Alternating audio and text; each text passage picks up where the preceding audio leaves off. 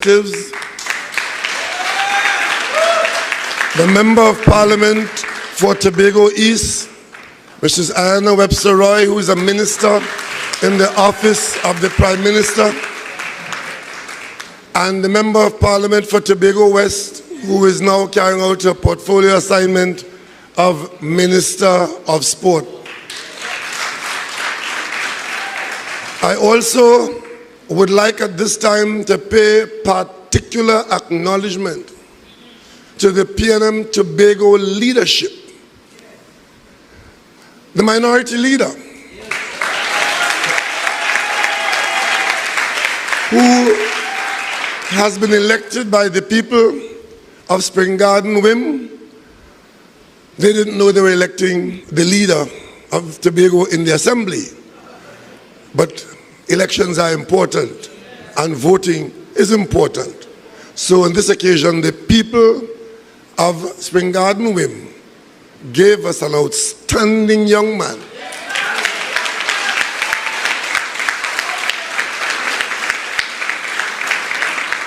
And he gets better every day.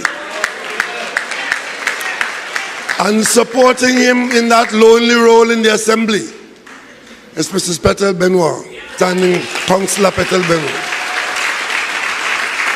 And providing them with that sustenance and guidance outside of the assembly chamber, the deputy political leader of the PNM Tobago, former Chief Secretary Ansel Dennis. Let it not be said that there is not political leadership in Tobago. We of the PNM will have none of that, because in or out of government of our office, the PNM will provide quality leadership to the people of Tobago and the people of Trinidad and Tobago. And with all the shenanigans and with all the mathematics, I notice that 1 and 1 to make 2 is usually not mentioned. That the 2 members of Parliament for Tobago are PNM representatives for the people of Tobago. When you hear some of them talk, you believe that they win something that dispenses with and dismisses. Some of them keep talking about amending the Constitution. They don't have a seat in the Parliament to pass a motion or to ask a question. But they want to amend Constitution. And they mouth like Constitution. They never read the document. They don't know what it contains. But they ignore the fact that the people who speak for Tobago in the Parliament are the PNM representatives. But I could never forget that. I could never forget that. Because you, the people of Tobago, I came here as a PNM leader in opposition. And I ask you to give me your support. Give them your support. And you, the people of Tobago, the same way you selected outstanding people like Kelvin Morris, in 2015, you selected in the East Ayana Webster Roy to represent you. You selected in the West Chamfa Kozo to represent you, and it remains so until that changes for better or for worse. As a result of that, and elsewhere in the country, I had to take an oath of office. I don't know how many of you in this gathering or how many of you listening to this meeting tonight ever had to take an oath. Some of you got married and don't know the oath. In case you didn't know, that is an oath, eh? I see all of the shaking their head and say, no, no, no, no, no. Understand something? When you go into that Parliament and they ask you to put your hand on that Bible or that Bhagavad Gita or that Quran, it probably is the most important day of your life. Because you are saying in front of man and God that you will be true to the commitment you are going to make. And that is why I keep saying, for better or for worse, I take an oath of office, and the oath says that I promise to act without fear or favor, without malice or ill will. And anything you see me doing, understand that those are the four corners of my boundary. So you threaten me, I swear not to be afraid. You ask me for a favor, that is ridiculous, you're not getting it. And of course, I will not harbor in my mind ill will against people for having disagreed with me or for having said things about me. I would respond if I have to, if I choose to.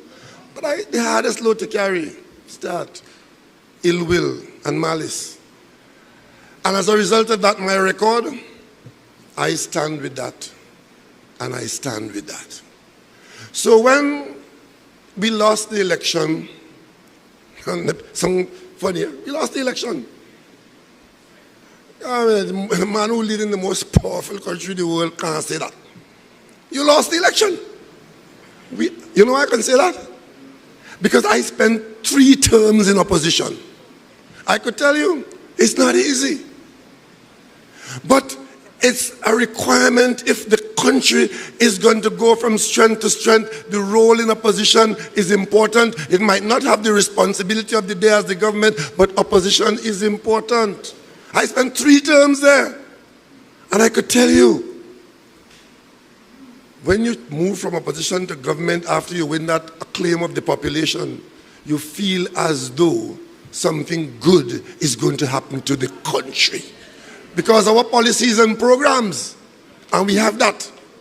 We have that. Policies and programs and people to back it up. Let them say so. Let them say so.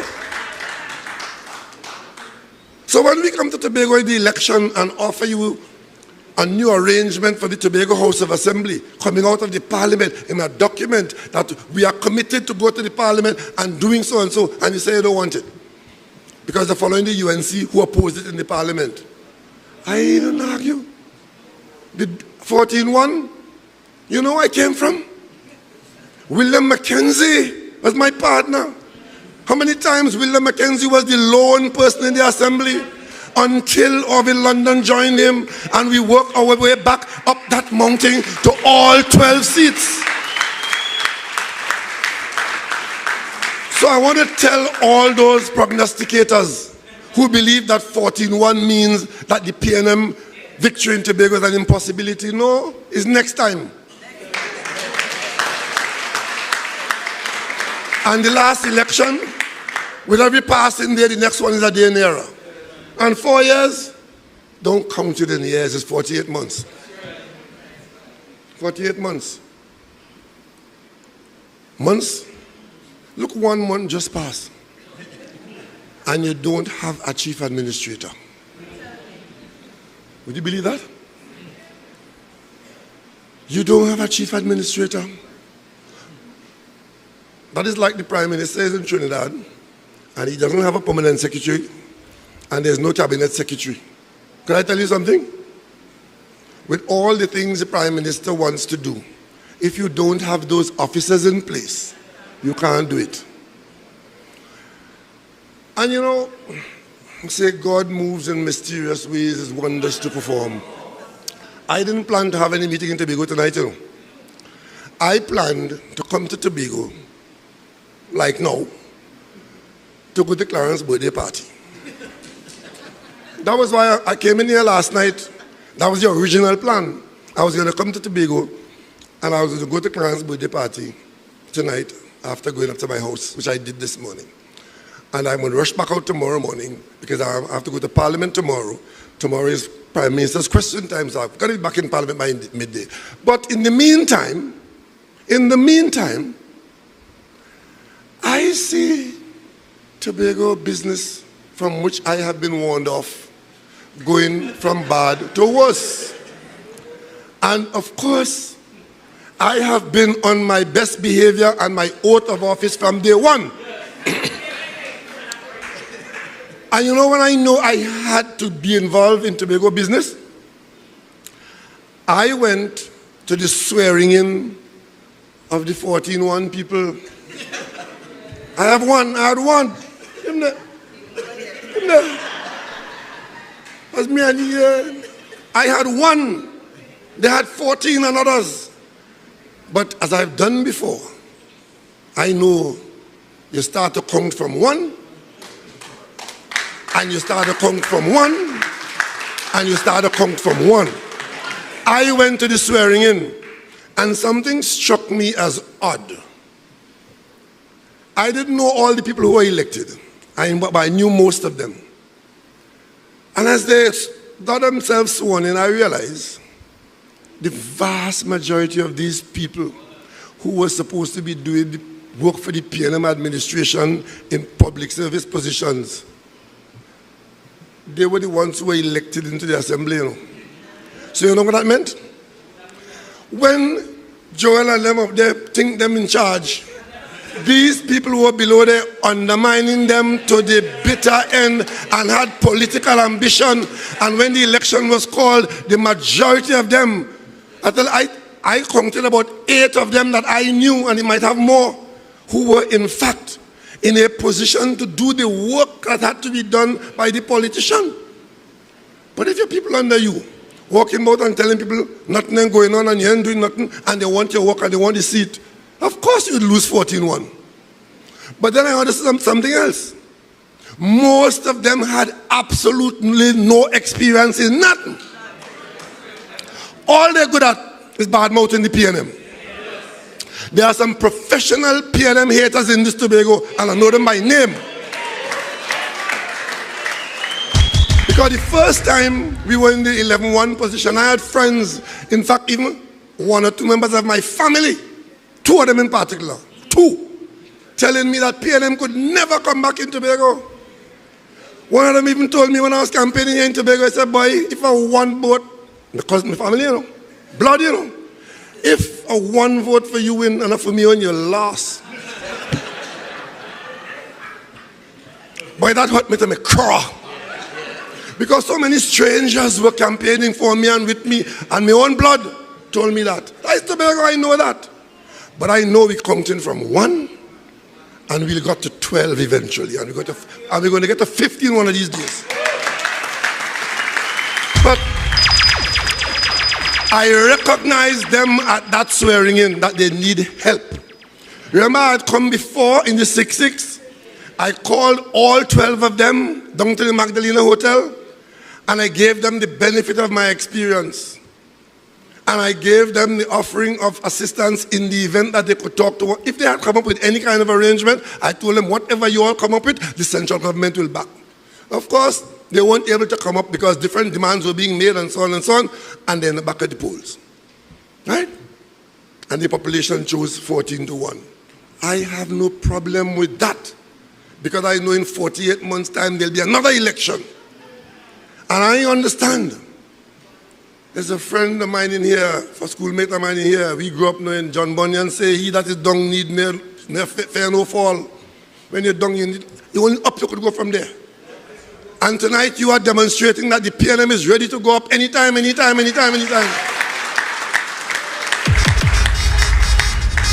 So, what did I do as Prime Minister of Trinidad and Tobago? Prime Minister of Trinidad and Tobago. And I want to repeat that in Tobago. The oath of office that I took is to carry out the duties under the Constitution, which I read and I understand and I know, as Prime Minister of Trinidad and Tobago. And no amount of negative in my mouth in Tobago could deprive me of the authority of Prime Minister of Tobago. Because it is within the boundaries of the law that I operate. Not I feel so and I think so and I know so. The law. The law. So I immediately arranged for a block of ministers. If I wanted them to fail from day one, just deny them access to the ministers and the cabinet. And what do I do?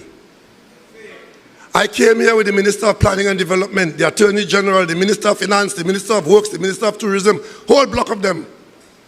And we sat down for 1 day talking to them about administration and administrative matters. We finish at 6 o'clock in the evening. I go on upstairs. Farley don't talk to them because you want to know more. I don't know what time they left, but that was the nature of the meeting. And after that, I told my cabinet colleagues in the cabinet, I said, Tobago politics is a politics of the blame game. As soon as they stump their toe or Jack Spaniel sting them, they're going to blame you and they will blame the government in Trinidad and Tobago. But we expect that. But do not engage in any battle with the Tobago administration. I hear they call themselves the government of Tobago. Let them do that if they wish. In fact, they could call themselves the empire of the Tobago. But the bottom line is, there's a government of Trinidad and Tobago, there's a responsibility for the assembly until the law change, and there's a responsibility for the central government. And we've been getting along fine, central government and THA. Getting along fine.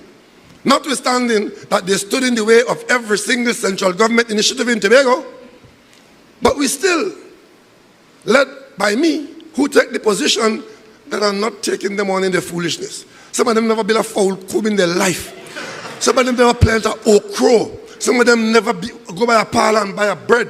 But if you hear them talk, one of them say he building over Scarborough from scratch. Right? Well, I mean, another one say he going and build a city in Roxborough with an airport. The same one say, I don't want no marina down in Cove, I want it in Kings Bay. Another one say, you don't want no hotel down in Marriott, you want it down in Kilwin Lagoon. Now, you know, that's how it goes. But even so, it's still a free country. It's still a free country. We're trying to build a new terminal building down at the airport. We're losing business because the big airlines telling us, if you all don't build a proper terminal building, we're not going to come to Tobago. And what Tobago is lacking more than anything else is greater international tourist traffic.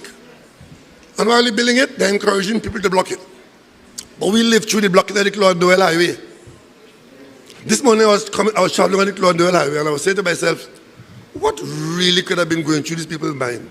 To tell people to lie down in front of the bulldozers to block the Claude Noel Highway. What?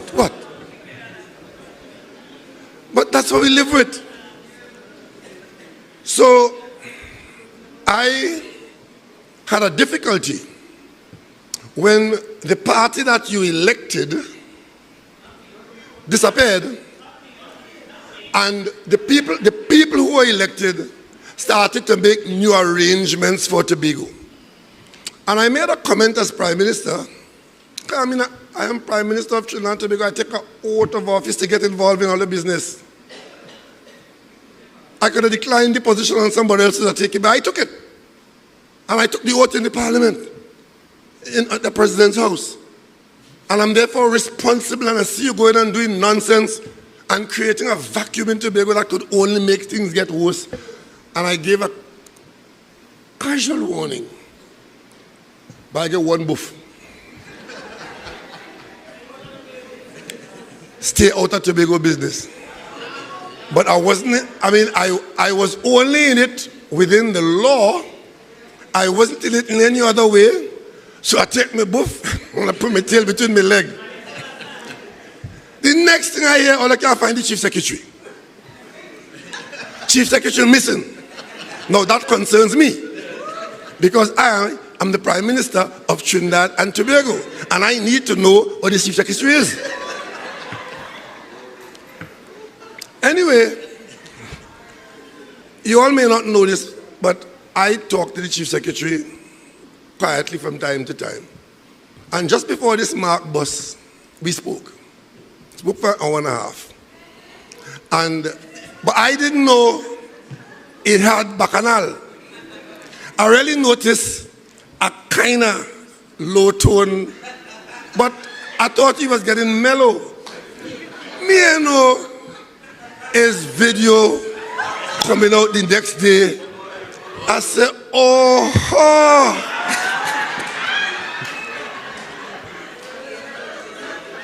And I kept my distance. I said, he got to show up sometime. Because if Liz can't find him, I can't find him. But he's going to show up. Well, he eventually showed up. And all of this I could take. But you know what I can't take? Let me tell you what I can't take. I can't take the lies. And I will not allow the Tobago House of Assembly to put lies on the record where the government and the law is concerned.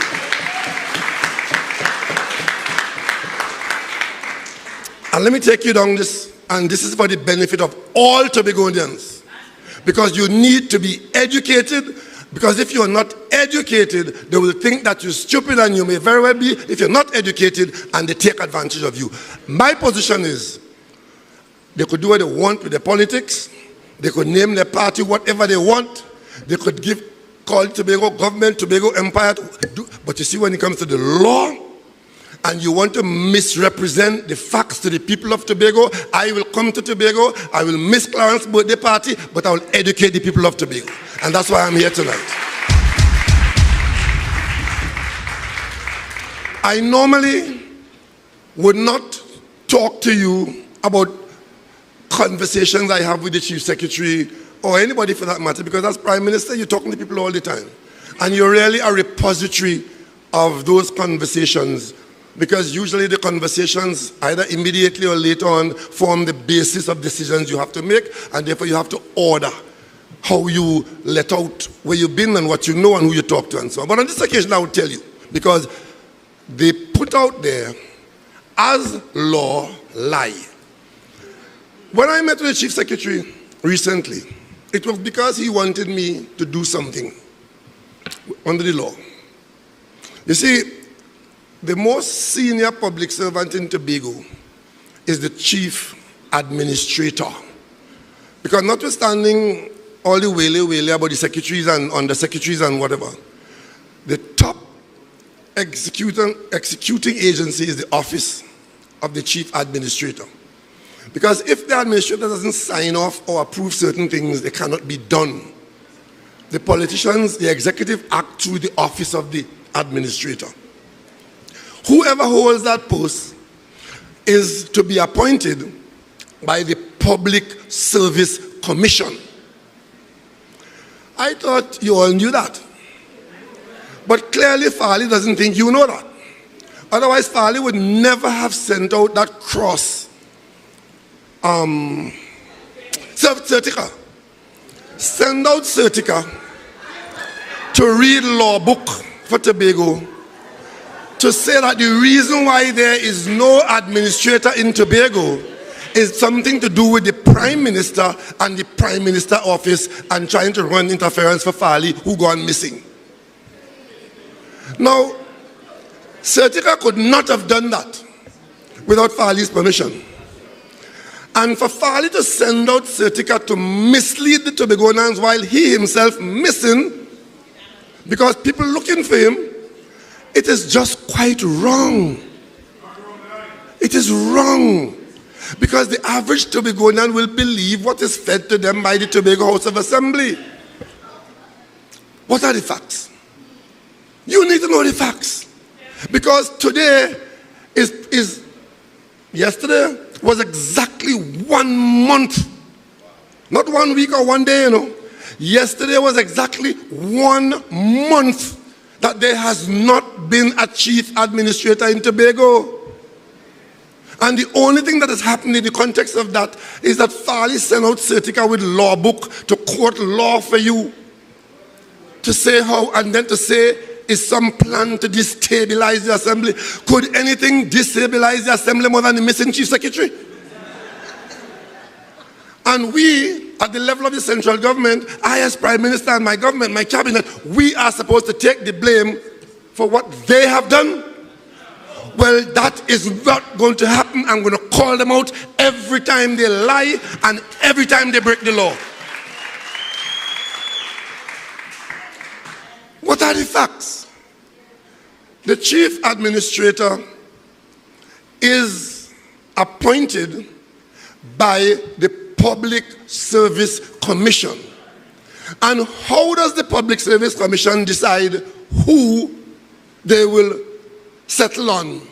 But they can't appoint the person just so.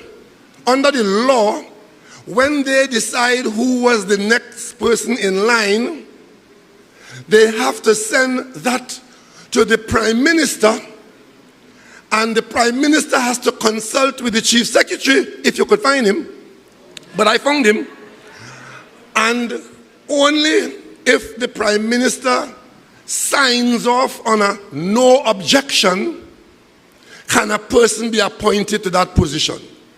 You think they ever told you that? Did they ever tell you that? So the chief administrator was leaving because she was due to go out because of retirement. There are 6 letters between the beginning of this, what has come to pass, and the 15th of June, which is 2 days ago. No, 4 days ago. Today is the 19th, right? The last letter came on the 15th, and I'll tell you about that. The first letter in dealing with the issue of a chief administrator, but let me just tell you something else too, because I have to educate Tobagonians. There are 2 centers of authority in Tobago. One is the Tobago House of Assembly, and the most senior public servant there is the chief administrator. There's a small office in Tobago called Central Administrative Services Limited, CAST, that is under the office of the Prime Minister, and there's a permanent secretary there. But in the public service, those 2 positions are under the authority of the public service at about the same level. When it was time to deal with the vacancy that will arise by the chief administrator having to vacate the position because of retirement, something happened. On the 16th of November, 2022, and listen to these dates very carefully, because you have to leave here or wherever you are home, after this meeting you must be educated. On the 16th of November 2022, the office of the Chief Secretary, and Sertika, I want you to listen to this. The office of the Chief Secretary, which is led by the administrator, the chief administrator wrote to the PS at CAST, wrote to the PS at the Prime Minister office. The chief administrator wrote to the PS at the Prime Minister's office for the PS at CAST to meet with some forensic auditor, and that letter was signed by the chief administrator, 16th of November 2022. On the 28th of November, a letter came from the PS, the administrator at CAS, to the PS at the office of the Prime Minister for guidance, and he requested legal assistance because he had to go as requested before this forensic auditor, who was somebody from outside the public service. On the 1st of December 2022, the PS in the office of the Prime Minister replied to the administrator at CAST in Tobago. No, only listen to me. I can't know this meeting. Let me go over it again. The chief administrator at THA wrote to the permanent secretary in the Prime Minister's office requesting that the administrator at CAST, the administrator at CAST, who's at PS rank, that person is to meet with a forensic auditor. That person on the 28th, right? That being the Prime Minister's office with a PS administrator there, he wrote the PS OPM in Port of Spain asking for guidance and for legal assistance. The PS there replied to him on the 1st of December 2022. There's another letter on the 17th of May, May. On the 17th of May, which happens to be the last day that the chief administrator is in office, the chief administrator wrote to the director of public administration, DPA, with a list of charges against the PS at CAS. That is May 17th. Now look what's happening here. This administrator is leaving on the 17th. So from the morning of the 18th, there is nobody there. Right? But having written to the DPA saying that the person who is next in line from CAS is now on a suite of charges for allegations of misconduct, right? What the Public Service Commission had put in place before that letter from the Chief Administrator reached was an arrangement to have an administrator take up the job from the 18th of May. The Public Service Commission had put that arrangement in place. And how did they do that? They, using the public service law and the Constitution, they identified the person to step into the job on the 18th of May. And that person was so advised. However, that advice will go under the understanding that the Prime Minister will. Up to this point, nothing had come to the Prime Minister personally, except for what I just told you about that to and fro in there between the allegations and CAS and the, because Yerma told you it has to come from the Public Service Commission to the Prime Minister, and it's only if the Prime Minister doesn't object, that person picks up the job from the 18th, and Tobago has an administrator, and there's a smooth transition going forward. But when on the 17th, the Commission is told that this person is now under charges for misconduct, the Commission now has to hold the horses, pull it up, and stop what they had put in place to take place from the 18th of May. And remember, those letters and those things started where? Started in November from the office of the Chief Secretary. I was leaving the country on the 7th of May. And it was just as I was about to leave the compound, I was told about this development, that there was something happening in Tobago which could result in what is resulting, because the Public Service Commission could not now send that name to the Prime Minister, even though they had sent it and it got as far as the PS, because the public service letter arrived there about the same day as the administrator's letter. So Public Service Commission saying this gentleman is to take up from the 18th, administrator saying this gentleman under allegations for misconduct. And then one more letter followed, a letter on the 15th, and I want to read that for you, because you were listening to Certica reading thing for you. Let me read. You see that headline there? Those of you with good eyes. It says Public Service Commission, right? That is the commission who will select a person who will go to the job. But before I read this, I met Farley. Farley came to see me, because we under law, we are supposed to meet and talk, and we have been meeting and talking. The law requires that. The law says we must do that, and we've been doing that. Farley came to see me to ask me to give a no objection to a person of his choice. No problem. That is how we operate at this level of management in the country. He thought he had a good choice to recommend. He raised it with the Prime Minister. The Prime Minister is not a beast. I listened to him. I said to him, I have no objection to the person there, and if that is what you would want, I was prepared.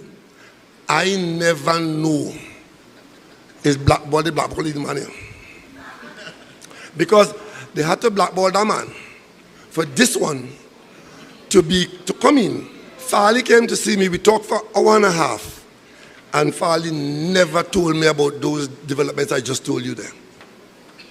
And then has the temerity, when it blew up in our faces now, to send out Certica to come and read law for you, to tell you Farley could not know anything about this. It's the Prime Minister who knows everything about it, and therefore the Prime Minister and his office responsible for you not having a chief administrator. Certica, you're fast, out of place, and untruthful.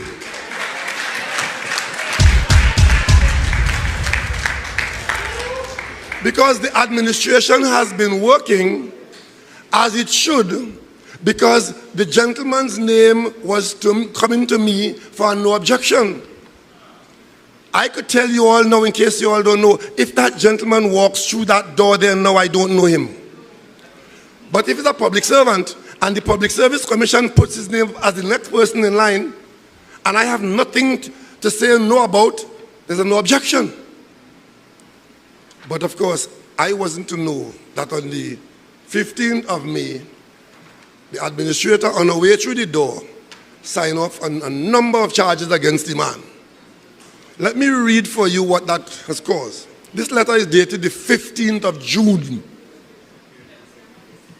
15th of June. When did Certica adjust the nation? Last week. Right. But this is the Public Service Commission writing to me on the 15th of June. And it says here, I refer to my letter dated, and listen to the date. Remember, the vacancy is going to arise on the morning of the 18th of May. The commission took action to make sure that there was no vacuum there. But now something happened, and the commission has to react. I refer to my letter dated the 16th of May, 2023, wherein the Public Service Commission sought to consult with you in accordance with the provisions of and the code of law, where this person is to act as administrator, as chief administrator, from the 17th of May to September 2023. So if the commission was allowed to proceed without interference from the Chief Secretary and the administrator, good interference because the man is now under charges. From the 17th of May, the next administrator would have been in to continue to act, and Tobago had an administrator. But because the charges were proffered to the DPA, at that date, the commission quickly has to withdraw the man's name, and now a real vacancy now exists.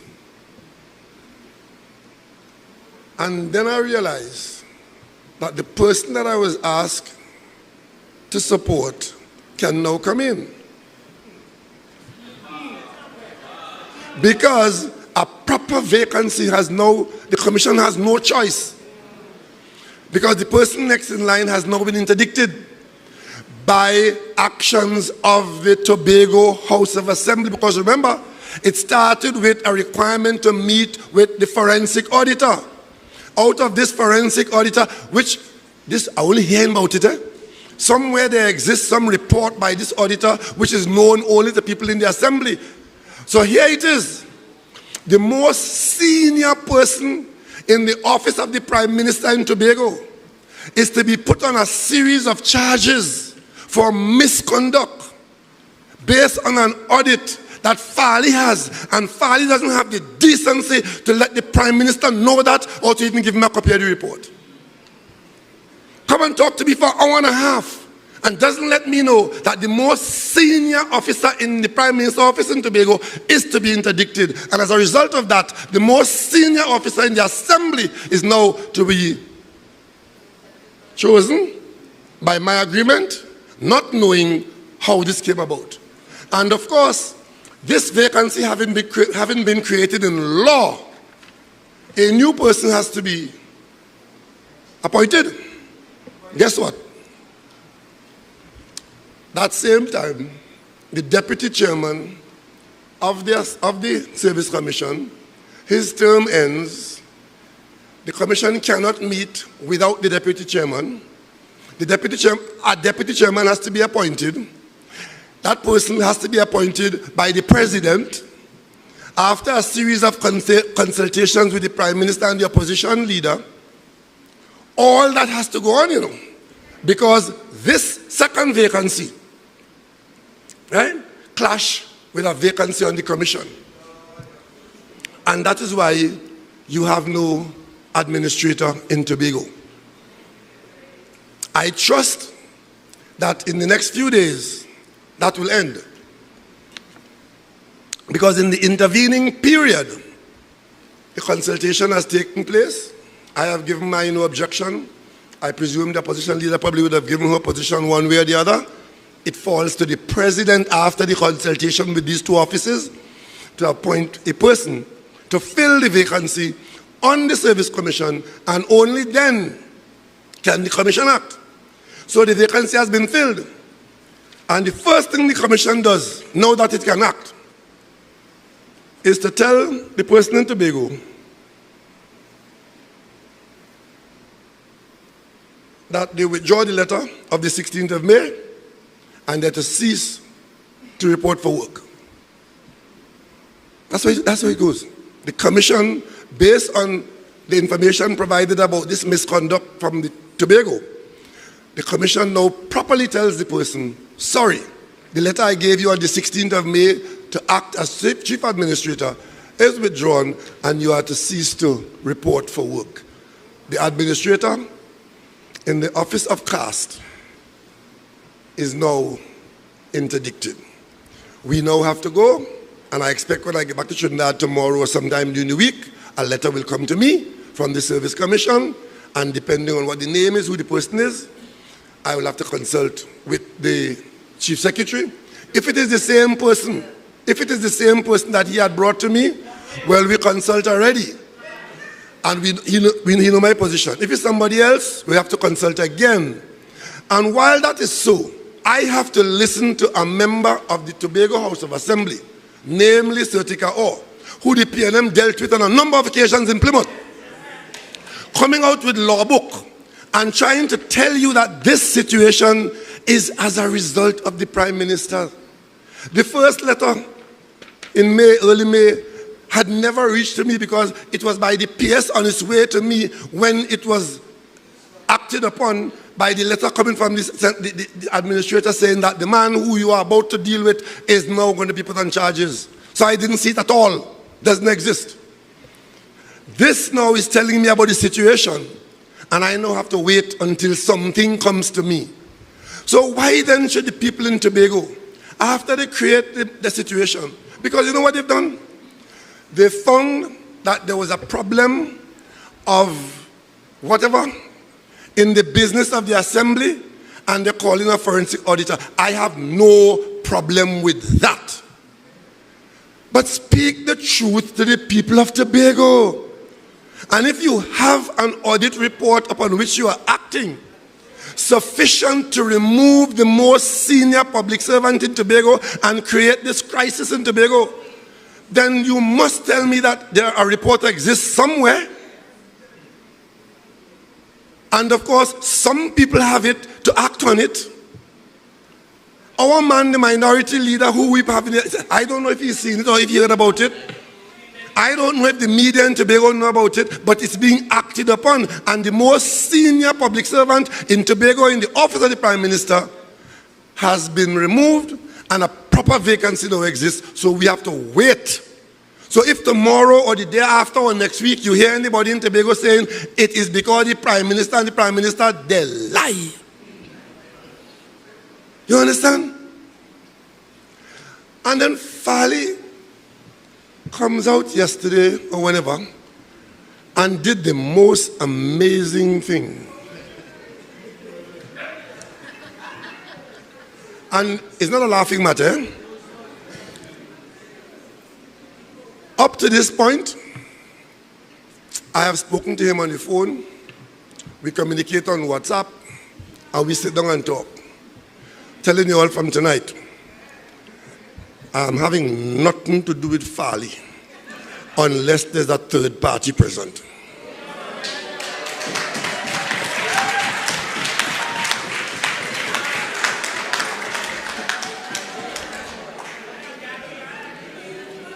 You would have heard, it took him 3 weeks to come up with that Nancy story he came up with the last week.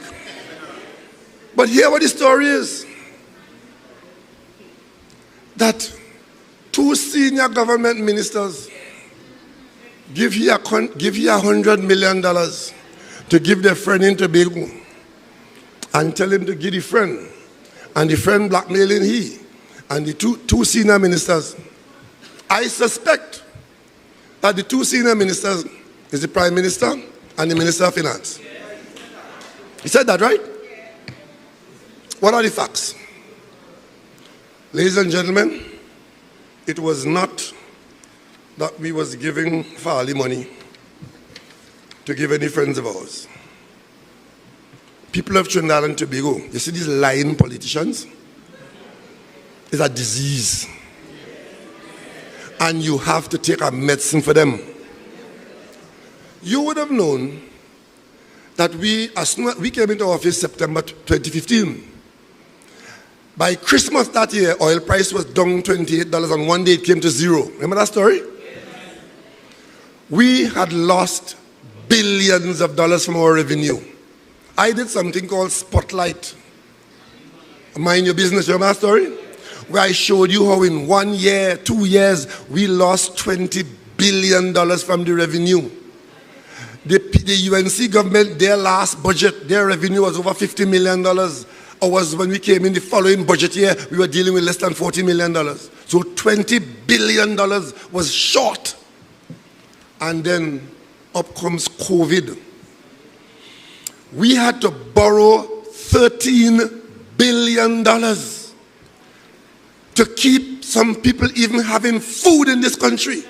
We had to give the business sector, we had to pay off all the VAT one time, we had to send food home in people's house. $13 billion we borrow. And there were those who said, well, the country bankrupt because we could never pay that back. Remember that story?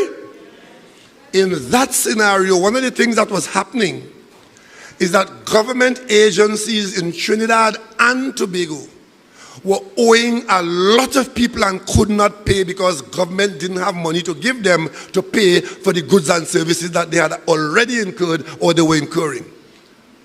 So as things got better, when 2 things happened, oil and gas price rose, and we had done some significant negotiations for new payment arrangements, which were putting some more money into the coffers. By August of 2022, the Minister of Finance was reporting that we had earned significant revenues during that fiscal year and we will begin to do certain things. One of the things that we had to do was to assist government agencies to pay off the debt that they incurred. And let me tell you something. Anybody in this country with a problem that they can't get an answer or solution from the government department, you know who they call? Prime Minister. Man, woman, and child. Once the system doesn't work, people are losing their businesses, they're losing their homes because government owe them. And please, please, please, people begging to be paid. Initially, the money was not there, or we couldn't borrow. The overdraft was 95%. And during the period of 2020, 2021, 2022, we're focusing on saving lives, pandemic action. As soon as we got out of that situation, what did the government do? Prime Minister and Minister of Finance, we meet regularly to deal with these matters. Let us find some money and get some money to the agencies to pay off those debts. And you will ask them, what do you owe and who do you owe? If you take a position that you're going to clear off the debt, wouldn't you want to know what they owe and who they're going to pay? Not down to the granular detail, But you have to give some kind of idea if you want to say, well, I need 100 million, I need a billion. And listen, would you believe one government agency, the HDC, was owing $1 billion to people, many of whom were small and medium-sized contractors. The government took steps to borrow, because at that time we could have borrowed a bit more because the overdraft had come down and we were getting a better inflow of revenues. We borrowed $1 billion and we made that available to the HDC. They have already spent $700 million clearing debt. We gave the Ministry of Works and MTS, who also had a body of people who they owed, they got another $500 million to clear debt. And in this debt clearing that we were doing, WASA got a block to clear debt, because we know the debt was incurred during a period when they could not pay. And of course, the Tobago House of Assembly, we didn't leave them out. We didn't ignore them. They got $100 million to clear debt that was incurred under the development program that had taken place in Tobago. Instead of Farley coming and tell you that the government, the central government has done that, he come to tell you that we give him money to give his friend and to tell him how much to pay the friend and so on and so on. That is a man not to be trusted. That is a man not to be trusted. Because I would not go into any detail of the conversation I've had with Farley, but to think that he could come and tell you that the money we gave him is to pay friends. I'm advised that the company that he is waging war against in Tobago, incidentally, that has laid off 300 people, a Tobago contractor laying off 300 people because they have PNM haters in office. There was one gentleman who is the father of one of them in the assembly who said, I hate the PNM. But his son have authority in Tobago, waging war against contractors. I could tell you I came from the Prime Minister's residence in Tobago here, this afternoon, this evening, tonight. I just came from there. That building was built under my stewardship, opposed by the UNC. But it was my view that as long as this country is Tobago and Trinidad and Tobago, there must be a place in Tobago for the Prime Minister of Trinidad and Tobago, and I built it.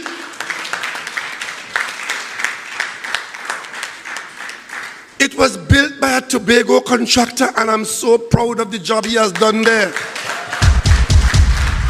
Many of you would have been there in 2019 when I invited you there for Christmas. You saw the place. That was built by a Tobago contractor. But you know what the story was? The story from the UNC was that it was built by the same contractor who Farley hating, and I give him the job because me and he's friend. Lie, you know. That building was built by a Tobago contractor. I think his name is Parks. If Mr. Parks walked in this room now, I don't know him. You understand? But I know of the job he has done. But there are people who would lie to you. Ain't like that. And that contractor built it using Tobago labor.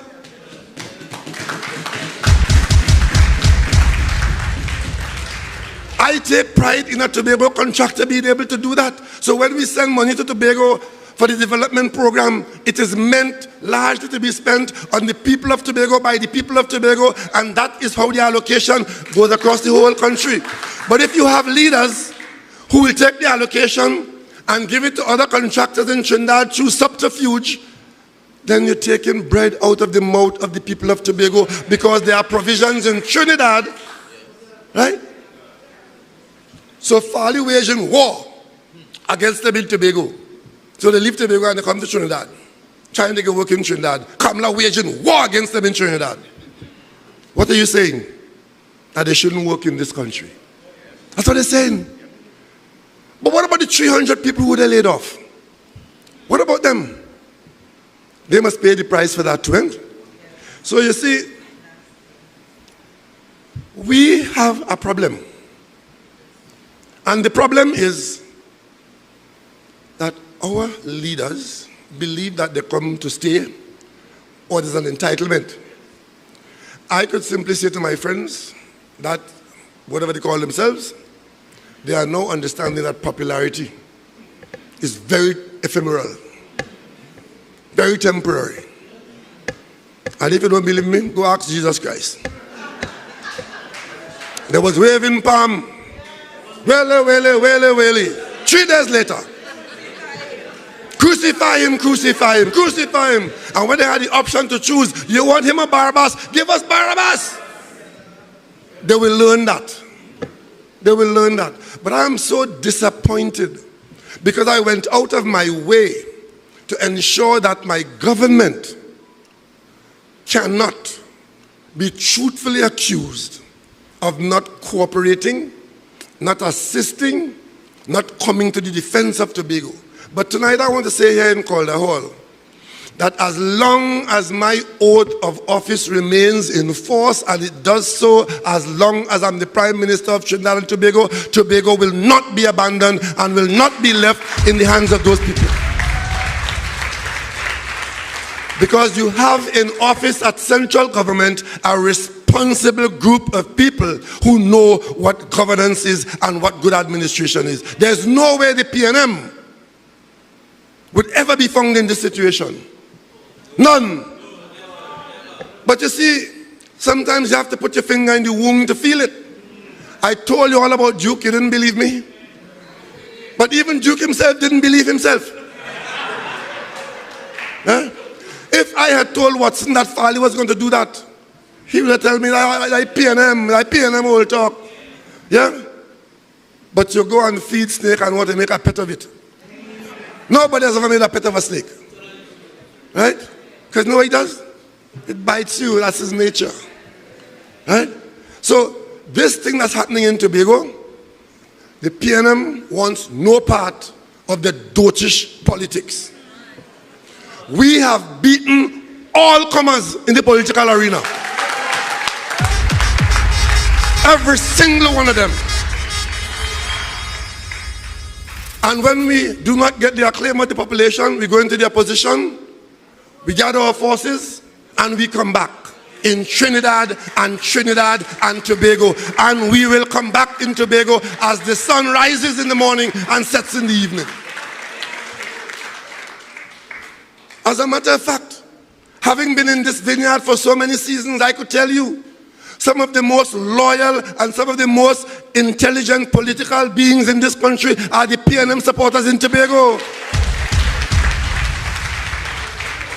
And it is only because we have the strength of our organization that we function by a constitution that we could have come back from 11-1, 11-1, 11-1 to 12-0. That's our record.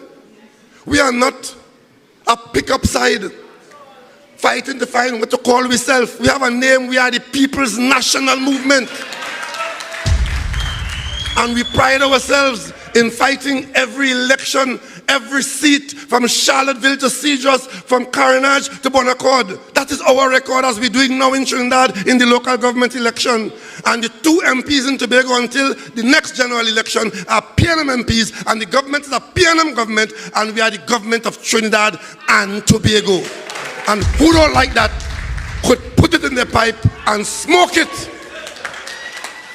We are not going to stand aside and remain silent or put our fingers on our lips when Tobago's business is being so misrepresented, when you could have this situation where there is no administrator for a month and then the officers coming, you send some little imp to come out and lie to the public that something has gone wrong in the Prime Minister's office, when in fact it is your hate and spite of the PNM.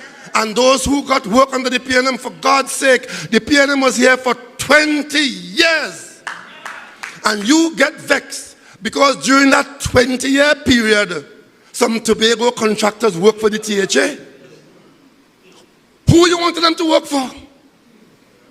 If in a 20-year period, Tobago contractors work for the THA, isn't that a good thing? So why you hate them so far? And there's one letter. The Minister of Finance just sent it to me on my phone. The same 100 million that he said we give him because we in some cahoots to give our friend. You know, in July they wrote a letter in July because the Minister of Finance was asking everybody, what do you owe? And when they settle the kind of figure, say, okay, request it. Because the government government money doesn't just go. There are procedures. The THA wrote requesting that money in July. Remember I told you the payments was going on in August? In July they wrote about their circumstances. You know what they said in that letter? You will not believe this. After what Farley said there. They told the Minister of Finance that they owe the Warners $88 million. That isn't a letter. But you come on the platform and say, they're greedy and they're this and they're that. Which little Tobago company could absorb that kind of behavior and $88 million? They told that to the Minister of Finance. The Minister of Finance gave them $100 million to deal with the whole question. Because you know, once the money comes to Tobago, that's what the autonomy is. They're free to determine how they pay it out. Farley, I have not seen the documents, but I'm told they paid either 20-something or it's a 25 million. I don't know. I'm just told that. But if you say they owe them 88 million, the Minister of Finance give you 100 million for them and others, and you pay them 25 billion. Why did Farley choose to bring that up to explain his absence? They catch you talking police business. You, like Arnold Roberts, don't know your own voice. You take 21 days to find out it's you. And when you come now, you tell Liz, I will speak. And when I speak, all those who I will implicate will cover for their behind, because I will exonerate all of them. And I'm saying this gentleman doesn't know what he's doing. Because police talking to you and Zeraisha, you telling the police it's not me alone, you know, it have more of them.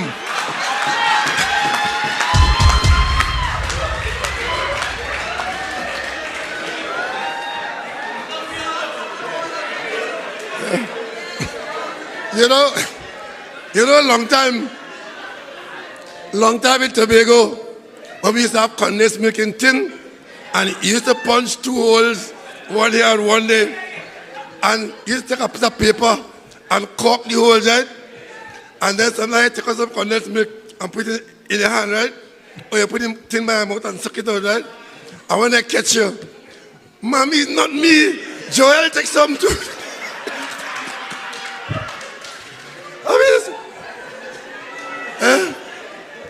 Farley has implicated the entire executive in a conspiracy, right? But I'm waiting. I bought a townhouse down on Shervan Road for $1.2 million. Pay for it from my savings. As a result of that, as I speak to you now, I'm the subject of an investigation by the Integrity Commission. Because according to them, I should have paid $1.6 million. And therefore, the man gave me a gift of $400,000. I must be the only idiot who was buying townhouse before it built in Shervan Road. And all of a sudden, the Integrity Commission must tell them how much to charge me for it. Not that the seller and the buyer could agree on a price, you know. But they want to tell their UNC friends that I am under investigation. Right? I want to know if the Integrity Commission know that Farley say it's all of them. I want to know that. You see, because you could talk stupidness. But if you know the law, you would know how to protect yourself by observing the law. But what is happening in Tobago? Lawlessness and lies go together. And that is why they could go and build bridge in the sea, go building road, awarding contract without tongue and country approval. And then come and say, tongue and country EMA approval, EMA approval don't apply in Tobago. But let me tell you all something. I was going to mine a few sheep and a piece of land that my father and my grandfather used to work on in Alma. I had to get EMA approval.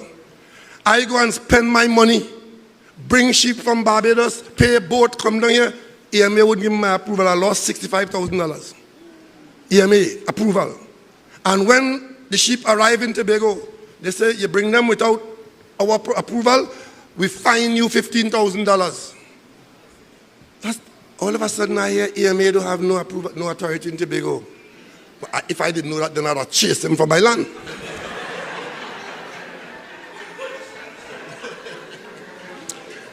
But when you talk nonsense, it's one thing. When you act on your nonsense, it's another thing.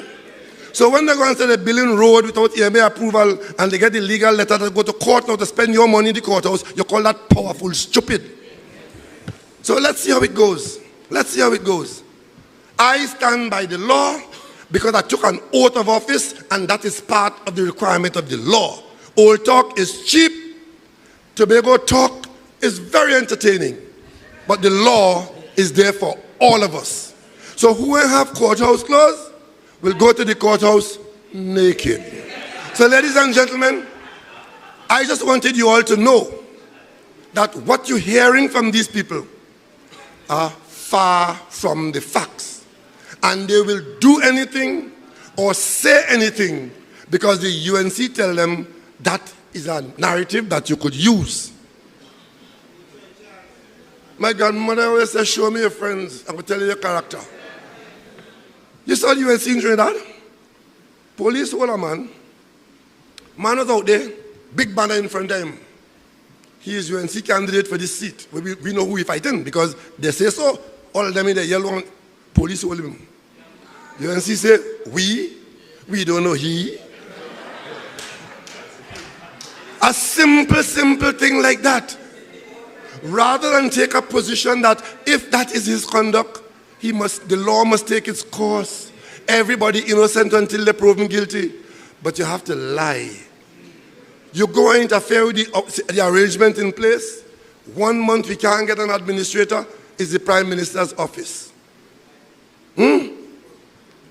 But I'm not surprised. I expected that. Because we told them so. I told you so. I see the running Duke in Roxborough today. I told you so. But you know what's annoying today in Roxborough? They start to say it's Duke and the PNM. What you calling PNM name with Duke for? What you calling our name with Duke for? I mean, I could tell you where Duke is. I could tell you where he's. Look, let me stop. But seriously, right? Ladies and gentlemen, you in this Tobago, you are a beacon to the nation. Doesn't matter who you vote for at election time. Tobago has a reputation for good. Let us keep that reputation. And you of the PNM, you have a record. You have a record of progress. Let us continue to be the PNM. So tonight, have no fear. Stand on the high standards. Stand up for Tobago and stand up for Trinidad and Tobago. And when you do that, every time you do that, you can only remember, great is the PNM. Great is the PNM. Great is the PNM, and we shall prevail.